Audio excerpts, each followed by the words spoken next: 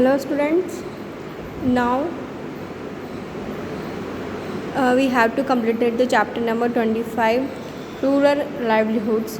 ये अपन ने कंप्लीट कर लिया है। तो अब इसका जो नेक्स्ट चैप्टर है rural urban. Rural means village area और अर्बन मीन्स सिटीज़ एरिया। तो यहाँ पर अपन ने प्रीवियस चैप्टर में रीड किया था जो विलेज की लाइफ होती है, वहाँ के मेंबर्स होते हैं, किस तरह की लाइफ है वो स्पेंड करते हैं।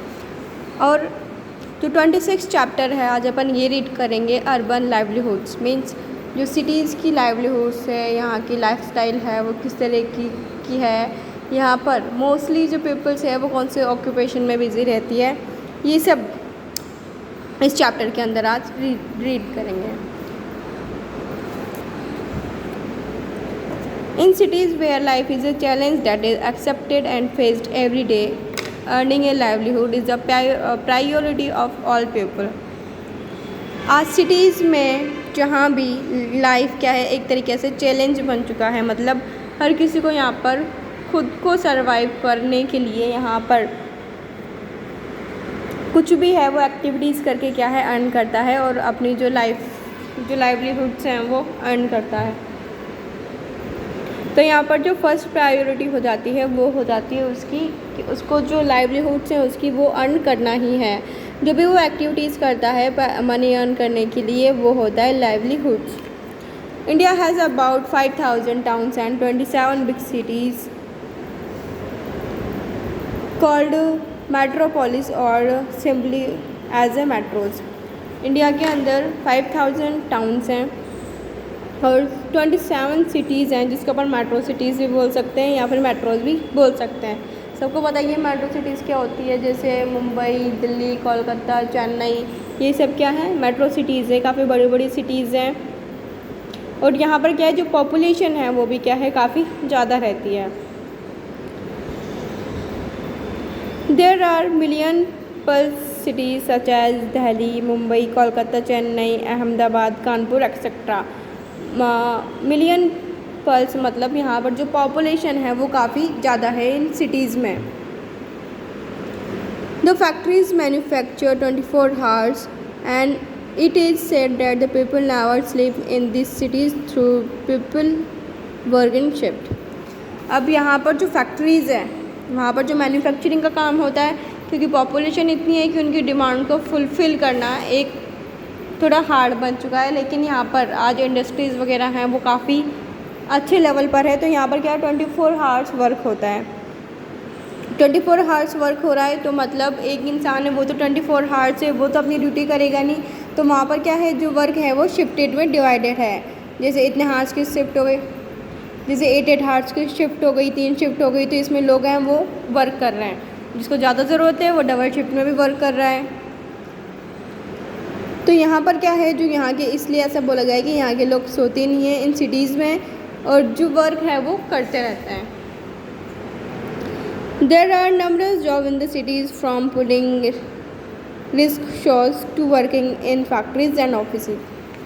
यहाँ पर अर्बन एरिया में देखो, जब एक विलेज एरिया है और अर्बन एरिया है, सिटीज़ एरिया है, वहाँ पर जैसे विलेज से कंपेयर करें तो यहाँ पर विलेज में क्या है इतनी अपॉर्चुनिटीज़, इतनी फैसिलिटीज़ नहीं होती है जॉब की। और अगर सिटी की बात किया जाए तो यहाँ पर हर एक फील्ड में यहाँ पर आपको जैसी भी जॉब चाहिए यहाँ पर मिल जाती है सिटीज़ में। तो सिटीज़ के अंदर काफ़ी जॉब्स हैं, नंबरस जॉब्स।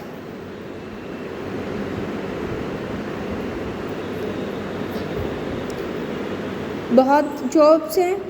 कौन से लेवल से कहाँ तक है, मतलब लेवल से पुलिंग रिक्शा को पुलिंग करने से लेकर यहाँ ऑफिस और फैक्ट्रीज में वर्क करना, यहाँ तक स्टार्टिंग से यहाँ तक सारी जॉब्स हैं वो इसके जो सिटीज़ हैं वहाँ पर मिल जाती है। जो वर्किंग कंडीशन है यहाँ पर सबकी क्या है अलग अलग है। जैसे जो जिस चीज़ के अंदर वर्क कर रहा है उसकी जो कंडीशन है वो काफ़ी अलग होगी। They are both casual workers as well as permanent workers and also self-employed persons। अब यहाँ पर जो वर्कर्स हैं अब यहाँ पर जो वर्कर्स हैं वो हर टाइप के मिलते हैं, कुछ परमानेंट भी वर्कर्स होते हैं और कुछ सेल्फ एम्प्लॉयड पर्सन भी होते हैं, मतलब खुद का ही वर्क करते हैं। Casual workers have no regular work on their salary and their salaries are cut whenever they take leave. Casual workers होते हैं, इनके पास कोई रेगुलर वर्क नहीं होता और रेगुलर सैलरी भी नहीं होती, क्योंकि वर्क करेंगे तभी सैलरी आएगी। और कभी कभार उनको जब वर्क मिलता है और ये कई बार लीव ले लेते हैं तो उनकी सैलरीज है वो कट भी जाती है। Permanent workers such a regular work and regular salary with other benefits such as house rent allowance, medical allowance and pensions etcetera. अब देखो परमानेंट वर्कर्स वही होते हैं जिनकी जो जॉब्स है वो परमानेंट रहती है, जिनकी सैलरी है वो फिक्स है कि हाँ मिलनी ही है, और जो वर्क है वो भी परमानेंट रहता है। और कुछ बेनिफिट्स भी मिलते हैं इनके साथ साथ उनको, जैसे रेंट, जैसे गवर्नमेंट ऑफिसर्स वगैरह हैं उनको मिलते हैं, जैसे उनको रहने के लिए क्वार्टर्स मिलता है। और जैसे किसी के फादर रेलवे में है तो उनको वहाँ पर ट्रैवल वगैरह, रेलवे में जो ट्रैवल्स वगैरह है वो काफ़ी फ्री मिलता है। मेडिकल अलाउंसेंस, जैसे कई बार कुछ हो भी जाता है तो यहाँ पर उनकी तरफ से उनको हेल्प मिलती है। और इसके अलावा जैसे पेंशन वगैरह है वो भी मिलती है। जैसे कोई गवर्नमेंट जॉब में है, किसी का रिटायरमेंट होता है तो गवर्नमेंट की तरफ से भी उसको यहाँ पर जो पैसे वगैरह हैं वो मिलते हैं। ये परमानेंट जो वर्कर्स हैं, परमानेंट जॉब्स करने वाले हैं, उनकी फील्ड में ऐसा होता है। Some part of the city are different from others with respect to kind of occupation. कुछ cities के पार्ट हैं अलग हैं किस चीज़ में, उनके जो ऑक्यूपेशन है उनके according. The localities of a city can roughly be divided into market, factory, workshop area, office area and the street and roads. अब यहाँ पर जैसे सिटीज़ में कहाँ पर क्या क्या है, जैसे कहीं पर मार्केट है तो उसको वहाँ डिवाइड कर रखा है मार्केट एरिया। जहाँ पर ओनली जिस एरिया में फैक्ट्रीज़ है, ओनली वर्कशॉप है तो वो डिवाइड कर दिया, ये फैक्ट्री एरिया है। जहाँ पर बड़े बड़े ऑफिसेज वगैरह हैं उसमें डिवाइड कर दिया, जहाँ पर जो चीज़ है उसके अकॉर्डिंग उसको वहीं पर डिवाइड कर दिया। वर्किंग ऑन द स्ट्रीट, बहुत सारे आपने देखे होंगे एग्जाम्पल, जैसे जो स्ट्रीट है, गली के कॉर्नर में आपने काम किसी को वर्क करते हुए देखा होगा। बहुत सारे वर्कर्स हैं वो वर्क करते हैं, जैसे रिक्शास वगैरह हैं, ऑटोज़ वगैरह हैं, और भी बहुत सारे वर्कर्स हैं। There are almost 1 crore street vendors in the country working in urban areas. Street vendors मतलब होता है जैसे 1 करोड़ स्ट्रीट वेंडर्स, मतलब जैसे जो स्ट्रीट या फिर किसी गली है वहाँ पर रहकर जो अपनी चीज़ें हैं वो बेचते हैं, या फिर गली गली जाकर भी कुछ वेंडर्स ऐसे भी हैं जो अपनी चीज़ें हैं वो बेचते हैं। वेंडर्स मतलब होता है चीज़ें बेचने वाला। In a big city, 10 to 20% of all the workers in the city are people working in the street. अब यहाँ पर सिटीज़ के अंदर 10 से 20% जो भी वर्कर्स हैं वो सिटी की स्ट्रीट्स में ही वर्क करते हैं। They sometimes sell things or repair them and do provide a service. कई बार वो कुछ चीज़ें हैं उसको बेचते भी हैं, कोई रिपेयर भी करता है, कोई जो सर्विसेज है वो भी प्रोवाइड करता है। जैसे A lot of rickshaws pullers carry people and goods from one part of the city to another. कुछ ऐसे भी हैं रिक्शा चलाने वाले, या फिर जो रिक्शा चलाने वाले होते हैं वो कैरी करते हैं पीपल्स को, या फिर कुछ थिंग्स वगैरह होती हैं, सामान वगैरह होता है उनको एक जगह से दूसरी जगह। Auto rickshaws drivers carry people and goods for a larger distance in the city. Auto rickshaws वगैरह होते हैं, जैसे आपको कहीं पर भी जाना है, बहुत लंबा जाना है तो आप ऑटो करके उनको वहाँ से जहाँ पे भी जाना है वहाँ तक पहुँचाते हैं।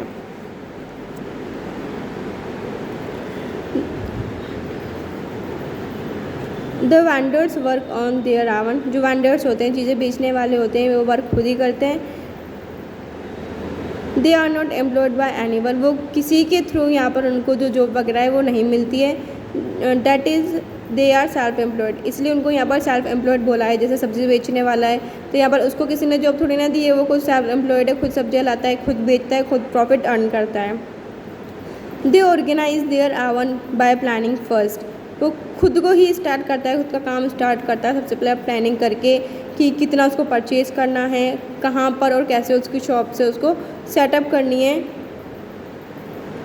और कैसे उसको उसकी जो साइकिल ट्रॉलीज आती हैं वो मूव करनी है। जैसे सब्जियों वगैरह बेचने वाले होते हैं, जो भी उनकी साइकिल ट्रॉलीज वगैरह होते हैं, कुछ ऐसे भी होते हैं पीछे ट्रॉलीज और आगे साइकिल वगैरह होती है। Their shops are temporary structure, just some papers or plastic sheet spread on discard works or on the pavement।